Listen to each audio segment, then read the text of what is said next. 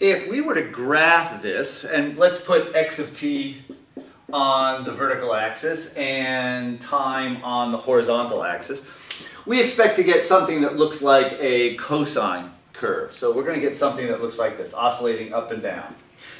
What are these quantities in here? Well, we know that cosine goes from a largest value. The largest value of cosine is +1, lowest is -1. So x of t will go to a maximum value of a and a smallest value, largest negative value of -a. So the maximum up here is a, and the lowest value down here is -a. A is what we call the amplitude, the amplitude of the motion.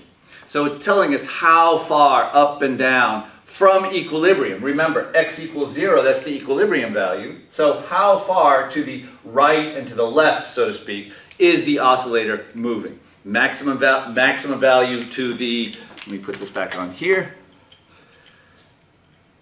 So if here is equilibrium, maximum value over here would be +a, minimum value over here would be -a. So it's oscillating from +a, -a, +a, -a. Okay? That's what A is telling us, the amplitude of the motion. Omega, we know that is related to the properties of the spring constant, and the mass that's attached to it, root k over m. I'll come back to what that means in our graph in just a second. Delta basically tells us where on our curve we're going to start. When we start our motion, when we start looking at our motion, do we start looking at it when it's at its extreme value to the right? Do we look at it when it's at its extreme value to the left, over here, somewhere in the middle? Where in this motion do we start our timer? In other words, where does t equal 0? Do we start our timer here? Do we start it here? Do we start it here? Here? Where? Wherever. That will be the value at x equals 0. So here, this is x at time 0. Well, what is x at 0? X at 0 will be, put in 0 here, we have cosine omega times 0, 0, that's 0, so cos delta, we get a cos delta. We know what A is, that's the, excuse me, the amplitude. Delta then tells us what the phase is, where on the cosine curve we're going to start our motion. By varying delta, that means we're basically putting our starting point, our t equals 0, at a different point on the curve. Notice, if we start it right here, then, excuse me, if we start our curve right here, then it looks just like a cosine curve, and that would be with delta equal to 0. If we started it right here, it would look like a sine curve. So by choosing the appropriate delta, we can make our curve look like a sine wave, or something in the middle, wherever we want, negative cosine, whatever we want. So by choosing a different delta, we can make our curve start wherever we want. Now, what about omega? What is omega telling us? If omega is, let's think about this just for a second. To go from one point on the curve to another similar point on the curve means that we have to increase our phase term in here, omega plus delta. We have to increase that by an amount of 2 pi. Every time we increase by another omega t plus delta is another value of 2 pi larger, we go to another similar point on the curve. Well, the larger omega is, the smaller the increase in t has to be in order for omega t to increase by 2 pi. Remember, delta is a constant, it's not changing. So as t increases, this quantity is increasing here because of the change in t. To increase this quantity by 2 pi, if omega is large, that would mean we'd have a smaller need to increase t, to get omega t to increase by 2 pi. If omega is small, we have to have a larger increase in t to increase omega t by 2 pi. So this is basically telling us how wide our curve is, so to speak. In other words, for a large omega, we're going to end up with a curve that looks maybe like this. For a small omega, we're going to end up with a curve that looks more like this, a more slowly varying curve. Now let's see if that actually physically makes sense. Let's go back to our spring.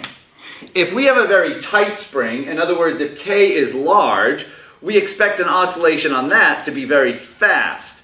Okay? Because of the strength of the spring, the motion is going to be fast. In other words, a high omega.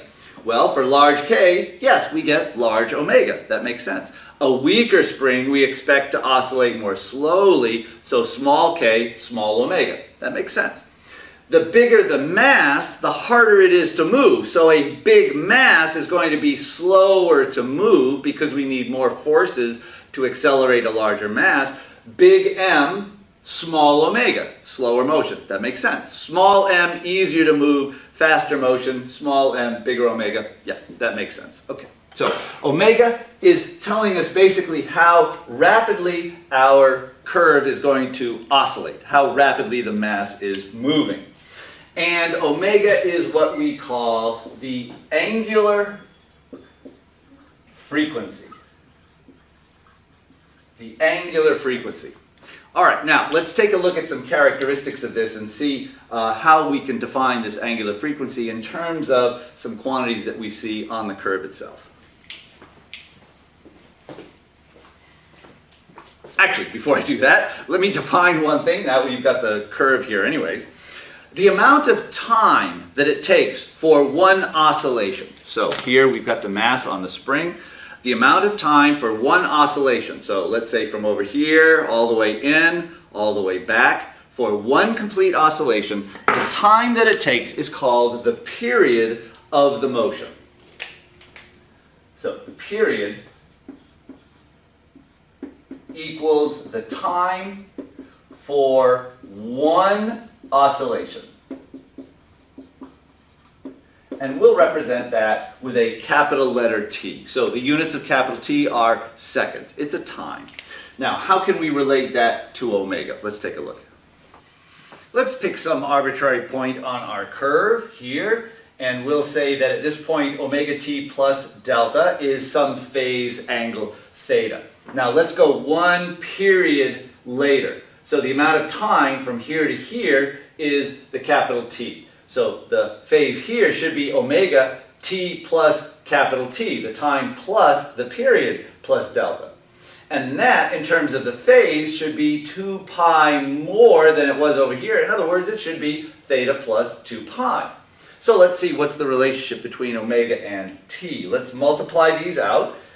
What do we get? We get omega t plus omega capital T plus delta equals theta plus 2 pi. But we know that omega t plus delta is theta, so omega t plus delta is theta. We'll subtract those from both sides, and what do we get? We get omega t must be equal to 2 pi. In other words, t is equal to 2 pi over omega, or omega equals 2 pi over t. There we go. What we have here, this is kind of an important way of looking at it here. Omega as the angular frequency tells us, if we think of this breaking the phase of the angle down into radians, 2 pi radians, this tells us that the phase of the system will go through 2 pi radians in t seconds. So, excuse me, we divide 2 pi by t, and that tells us the number of radians per second that the system is oscillating through. In other words, it tells us the angular frequency, the number of radians per second that it's oscillating. So let's just keep in mind, this is then the number of radians per second through which our system oscillates. T is the number of seconds per oscillation. Another quantity that's often useful to use is the frequency. Not the angular frequency, but what I'll just refer to as the ordinary frequency, or when I just say frequency, I mean this F. F is the number of oscillations per second. if t is the number of seconds per oscillation, the number of oscillations per second is just going to be 1 over t. There we go. So 1 over the period is the frequency. Frequency is 1 over the period. T is 1 over f. We have that the period is 2 pi over omega. So the period is 2 pi over omega, but omega is root k over m. So 1 over omega is root m over k. And so here we have a very simple relationship for the period of the motion. Let's go back to the mass on a spring. We can actually determine what the period of the motion is, the mass on the spring, the amount of time that it takes for one oscillation is 2 pi root m over k, so we can describe the period in terms of the spring constant k and the mass m. Very, very good. Let's take a look at the energy that is involved in this situation. To look at the energy of this motion, let's imagine that we have our spring, again horizontally, and from equilibrium we compress the spring. We can see the problems with actually compressing real springs. We compress the spring some amount A, and then let's calculate how much work the spring does in pushing the mass back to equilibrium. So we, from equilibrium, compress the spring some amount A. So we'll say that the new position is x equals minus A. We'll assume A is some positive quantity, and we compress it so that x is negative. The spring then exerts a force, a restoring force, back to equilibrium of minus kx. So in this case it would be ka in the positive direction, but we're going to let x vary from minus a back to 0. And let's figure out how much work the spring does in bringing the mass back to equilibrium. So what do we have? We've got the total work done will be the integral of the infinitesimal work, which will be the integral of dw, so the work, it's all in one dimension, in the x dimension, so it's just going to be f dx. So this will be the integral of f dx, or the integral of, what's f? F is minus kx times dx, and we're going to integrate this from an initial point of minus a to a final point of equilibrium, or x equals 0. So x goes from minus a to 0. So what do we get? Well, we can bring out the minus k, and we've got the integral of x dx. Well, that's just going to be 1/2 x squared. And then we evaluate that from minus a to 0. So we put in 0. 0 squared will be 0. And then minus, so we subtract then the value evaluated at minus a. So minus 1/2 k, and then x squared, in other words, minus a squared. Okay, we've got a lot of, well, 3 negative signs in here. We've got a negative a squared, so that's going to be squared. We don't have to worry about that one. Then we have minus a negative, so we can make those both positive. And what do we get? We get 1/2 ka squared. What is this? Well, it's the work that the spring does in moving the object from x equals minus a to 0. But essentially, what is that? It's the amount of potential energy that is stored in the spring when x is equal to minus a. Well, it actually doesn't matter if we put in minus a or positive a. We could have done the same thing by extending the mass to a position of x equals plus a and figure out how much work is done in the spring moving it back to equilibrium this way. It doesn't really matter if it's positive or negative a.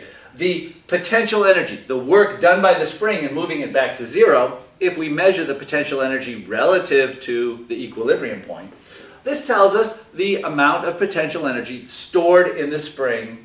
We put in a here, but we could use any x. So what I'm just going to say is the potential energy stored in the spring is 1/2 kx squared.